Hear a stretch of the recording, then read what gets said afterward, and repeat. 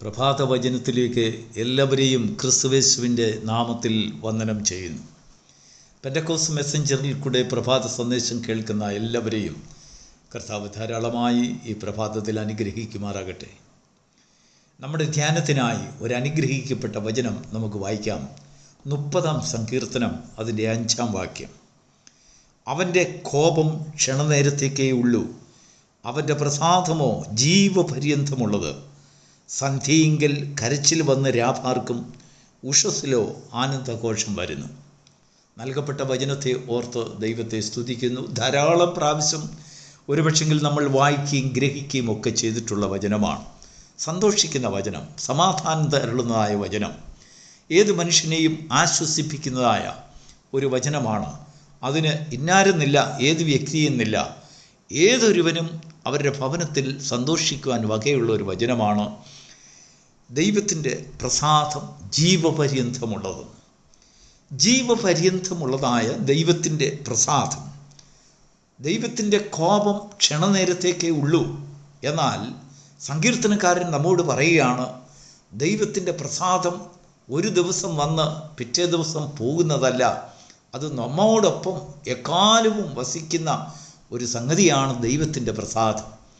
അപ്പോൾ ആ ദൈവത്തിൻ്റെ പ്രസാദം നമുക്ക് പ്രാപിക്കേണ്ടതിന് 2 കാര്യങ്ങളെ സങ്കീർത്തനക്കാരൻ എടുത്തു പറയുകയാണ്. ഒന്ന്, സന്ധ്യയെങ്കിൽ വന്ന് രാപാർക്കുന്നതായ കരച്ചിൽ. 2 കാര്യങ്ങൾ സങ്കീർത്തനക്കാരൻ നമ്മുടെ മുൻപിൽ വന്ന് എടുത്തു കാണിക്കുന്നു. നാം ക്ഷണിക്കാതെ, നാം ആവശ്യപ്പെടാതെ, നമ്മുടെ ക്ഷണം ഒന്നും അല്ലെങ്കിൽ നമ്മുടെ ഒരറിവും കൂടാതെ, നമ്മുടെ ആഗ്രഹം കൂടാതെ, നമ്മൾ ആവശ്യപ്പെടാതെ തന്നെ ഈ കരച്ചിൽ, അനേക കരച്ചിൽ വിഷയങ്ങൾ നമ്മുടെ വീട്ടിൽ സന്ധ്യയെങ്കിൽ വന്ന് കയറും. എന്താണ് ഈ സന്ധ്യ എന്ന് പറയുന്നത്?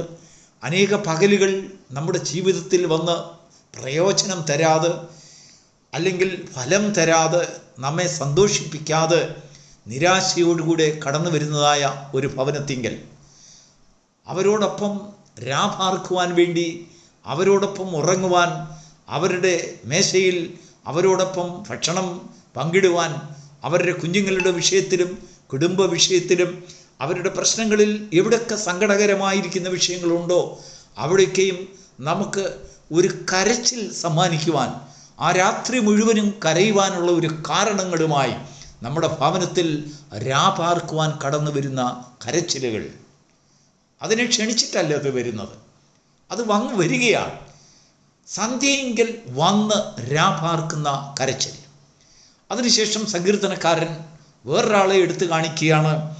ഉഷസ്സിൽ ആനന്ദഘോഷം വരുന്നു എന്ന് പറഞ്ഞാൽ, ആ ആനന്ദഘോഷം ഉഷസ്സിൽ ആ ഭവനത്തിൽ വന്നിട്ടില്ല, അത് വരുന്നു.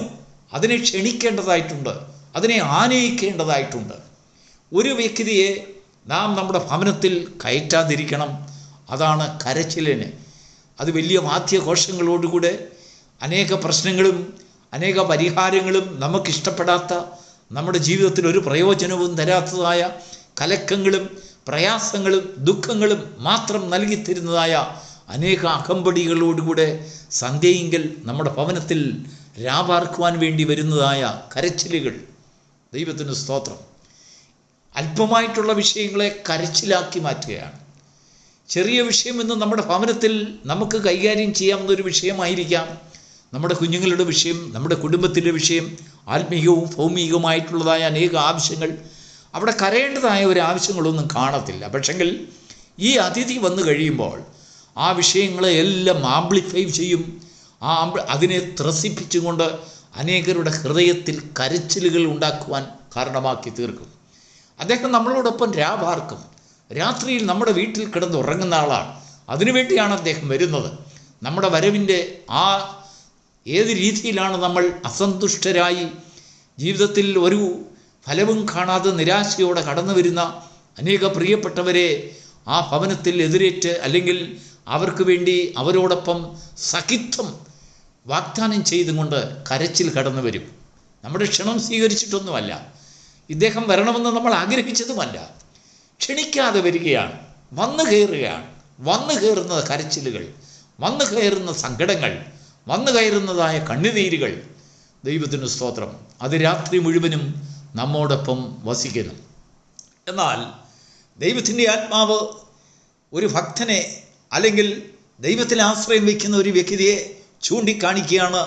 കഴിഞ്ഞ രാത്രി മുഴുവനും നിന്നെ കരയിപ്പിച്ച പല വിഷയങ്ങളും നിൻ്റെ ജീവിതത്തിലും നിൻ്റെ കുടുംബത്തിലും നിൻ്റെ കുഞ്ഞുങ്ങളിലും ഉണ്ടെങ്കിലും ഇതാ വേറൊരാൾ വരുന്നുണ്ട്, അദ്ദേഹത്തിന് നിൻ്റെ ഭവനത്തിലേക്ക് ക്ഷണിച്ചു വരുത്തൂ. അതാണ് സന്തോഷം. ദൈവത്തിന് സ്തോത്രം. അദ്ദേഹം ഉഷസ്സിൽ മാത്രം സഞ്ചരിക്കുന്ന വ്യക്തിയാണ്. ഉഷസ്സിൽ അങ്ങ് ദൂരം നിന്നു നമ്മുടെ ക്ഷണത്തിന് വേണ്ടി, നമ്മുടെ ആഹ്വാനത്തിനു വേണ്ടി ഒരു വിളിപ്പാടകലെ, സന്തോഷമേ എൻ്റെ ഭവനത്തിലേക്ക് കടന്നു വരൂ, എൻ്റെ കരച്ചിലൊന്ന് നീങ്ങട്ടെ, എൻ്റെ പ്രയാസങ്ങളൊന്ന് നീങ്ങട്ടെ എന്ന് പറയുന്നതായ ക്രിസ്തുയേശുവിലെ സന്തോഷം അങ്ങ് ദൂരെ നിന്ന് നമ്മുടെ അനുവാദത്തിന് വേണ്ടി കാത്തു നിൽക്കും. അതിനാണ് ദൈവത്തിൻ്റെ വചനം പ്രഭാതത്തിൽ കേൾക്കുന്നതും നാം അറിയുന്നതായ രീതിയിൽ ദൈവത്തെ ധ്യാനിക്കുകയും പ്രാർത്ഥിക്കുകയും പാടുകയും സന്തോഷിക്കുകയും ചെയ്യുന്നതെല്ലാം ഈ ആനന്ദഘോഷം നമ്മുടെ ഭവനത്തിലേക്ക് കടന്നു വരണം. നമ്മുടെ ജീവിതത്തിലേക്ക്, നമ്മുടെ കുഞ്ഞുങ്ങളിലേക്ക്, നമ്മുടെ പ്രഭാതങ്ങളിലേക്ക്, നമ്മുടെ പ്രവൃത്തികളിലേക്ക്, നമ്മുടെ വരുമാനത്തിലേക്ക്, നമ്മുടെ എല്ലാ ഉപജീവന മാർഗങ്ങളിലേക്കും ഈ സന്തോഷം കടന്നു വരണം. തലേ ദിവസം നമ്മളോടൊപ്പം ഉറങ്ങിയതായ ആ കരച്ചിലിനെയും കൊണ്ട് യാത്ര ചെയ്താൽ പകൽ മുഴുവനും കരയുവാനും സങ്കടപ്പെടുവാനുള്ളതായ വഴികളായിരിക്കും നമ്മുടെ ജീവിതത്തിലുള്ളത്. സാരമില്ല, നമ്മുടെ സങ്കടങ്ങളെയും കരച്ചിലുകളെയും കഴിഞ്ഞ രാത്രികളിൽ നമ്മൾ അനുഭവിച്ചതായ എല്ലാ വേദനകളെയും കാണുന്നതായ ഒരു ദൈവം നമുക്ക് വേണ്ടി മനസ്സലിഞ്ഞ് താൻ പറയുകയാണ്, ഉഷസ്സിൽ നിനക്ക് വേണ്ടി അങ്ങ് ദൂരെ നിന്ന് കടന്നു വരുന്നതായ സന്തോഷത്തിലേക്ക് നിൻ്റെ കണ്ണുകളെ ഒന്ന് ഓടിക്കൂ, നിൻ്റെ ശ്രദ്ധയെ ഒന്ന് നോക്കൂ, നിൻ്റെ ചെവിയെ ഒന്ന് ചായ്ക്കൂ.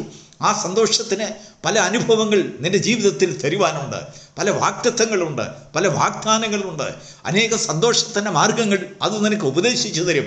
അതിൻ്റെ വഴിയെ തേടൂ, അതിനെക്കുറിച്ചൊന്ന് ചോദിക്കൂ, അത് നിന്നോട് പല ബുദ്ധി ഉപദേശങ്ങൾ കാണിച്ചു തരും. നീ ചെയ്യേണ്ടുന്ന വഴിയെക്കുറിച്ച്, നടക്കേണ്ടുന്ന വഴിയെക്കുറിച്ച് അത് നിനക്ക് വലിയൊരു ഉപദേശം തരും. നിന്നെ ആർ സന്തോഷിപ്പിക്കും, ആർ ദുഃഖിപ്പിക്കും എന്നുള്ളതൊരു ശരിയായിട്ടുള്ളതായ ഒരു സന്ദേശം നിൻ്റെ ജീവിതത്തിൽ അത് പകർന്നു തരും. ആ സന്ദേശത്തെ നീ കൈക്കൊള്ളുമ്പോൾ നിൻ്റെ ജീവിതത്തിൽ കണ്ണുനീരിനെ അകറ്റിക്കൊണ്ട് നിനക്ക് സന്തോഷകരമായി ദൈവത്തിലുള്ള ഒരു സന്തോഷം അവകാശമാക്കുവാൻ കഴിയും. ഇങ്ങനെയാണ് ദൈവത്തിൻ്റെ പ്രസാദം ജീവപര്യന്തമുള്ളതായി നമ്മുടെ വീട്ടിലും നമ്മുടെ ഭവനത്തിൽ നമ്മുടെ ഹൃദയത്തിൽ സ്ഥാപിതമാകുന്നത്. നാം വെറുതെ ഈ വാക്യം ഒന്ന് വായിച്ചു നോക്കിയാൽ നമുക്കൊന്നും മനസ്സിലാവുകയില്ല. നോക്കൂ, സങ്കീർത്തനക്കാരൻ ഉപയോഗിച്ചിരിക്കുന്നതായ അതിൻ്റെ പിന്നിലെ ഫിലോസഫി ഒന്ന് നോക്കൂ. താൻ പറയുകയാണ്, തൻ്റെ ആ അല്പനേരത്തേക്ക് മാത്രമേ ദൈവത്തിൻ്റെ കോപം നിലനിൽക്കുകയുള്ളൂ, എന്നാൽ സദാകാലവും നിലനിൽക്കുന്ന ഒരു സന്തോഷം ദൈവത്തിൻ്റെ പ്രസാദമുണ്ട്. പക്ഷെങ്കിൽ ആ ദൈവത്തിൻ്റെ പ്രസാദം സദാകാലവും നമ്മുടെ ഭവനത്തിൽ വസിക്കണമെങ്കിൽ പ്രിയപ്പെട്ട ദൈവത്തിൻ്റെ മക്കളെ, നമ്മൾ ചില വ്യക്തിയെ നമ്മുടെ ഭവനത്തിൽ കയറ്റരുത്. ചില വ്യക്തികളെ നമ്മൾ നമ്മുടെ ഭവനത്തിലേക്ക് സ്വാഗതം ചെയ്യണം. ആരെയാണ് നമ്മൾ കയറ്റരുതാത്തത്? കരച്ചിലിനെ. ഏതെങ്കിലും ഒരു വിഷയം നമ്മുടെ ഭവനത്തിലുണ്ടായാൽ അത് കരയുന്ന ഒരു രൂപത്തിലേക്ക് മാറ്റുന്നതിന് മുൻപ് ദൈവത്തിൻ്റെ സന്തോഷത്തെ നീ ആഹ്വാനം ചെയ്യണം. ദൈവത്തിൻ്റെ സമാധാനം നിന്റെ ഭവനത്തിലേക്ക് കടന്നു വരുമ്പോൾ കരയുവാനുള്ളതായ ആ വക്കിൽ നിന്ന്, ആ തീരത്ത് നിന്ന് തന്നെ ദൈവം നിന്നെ ജീവപര്യന്തമുള്ളതായ ദൈവത്തിൻ്റെ സമാധാനത്തിലേക്ക് വഴുതി മാറ്റും. ദൈവത്തിന് മഹത്വം ഉണ്ടാകട്ടെ. കരച്ചിൽ നിന്റെ ഭവനത്തിൽ നിന്ന് മാറും. അനേക ദിവസങ്ങൾ നിന്നോടൊപ്പം രാപാർത്തുകൊണ്ടിരുന്നതായ, നീ അറിയാതെ നിന്നെ ദുഃഖിപ്പിച്ചുകൊണ്ടിരുന്ന, വേദനിപ്പിച്ചുകൊണ്ടിരുന്ന വിഷയങ്ങളുടെ മുഖത്ത് അതിനെ തിരിച്ചറിയുവാനും അതിനെ നിന്റെ ഭവനത്തിൽ കയറ്റാതിരിക്കുവാനുള്ള ഒരു ദൈവത്തിൻ്റെ ജ്ഞാനം നീ പ്രാപിക്കുമ്പോൾ അങ്ങ് ദൂരെ നിന്ന് നിനക്കൊരു വ്യക്തിയെ നിനക്ക് കാണുവാൻ കഴിയും. ആ വ്യക്തി മറ്റാരുമല്ല, ദൈവത്തിങ്കിലെ സന്തോഷം, ക്രിസ്തുവിലെ സന്തോഷം, ക്രിസ്തുവിലെ ബലം, ക്രിസ്തുവിലെ ആനന്ദം. അത് നിൻ്റെ ജീവിതത്തിൽ വലിയൊരു സന്തോഷകരമായിരിക്കും. സമാധാനമുള്ളൊരു സന്ദേശം നിനക്ക് തരും. സമാധാനമുള്ളതായ ഒരു ആത്മസന്തോഷം നിൻ്റെ ജീവിതത്തിൽ അത് പ്രദാനം ചെയ്യും. ഈ സന്തോഷത്തെ പ്രാപിക്കുവാൻ, ഈ സന്തോഷത്തിൻ്റെ അവകാശികളായി തീരുവാൻ നിനക്കും തലമുറകൾക്കും ഈ ഭൂമിയിൽ ക്രിസ്തുയേശുവിൽ ഭാഗ്യം ലഭിക്കുമാറാകട്ടെ. God bless you.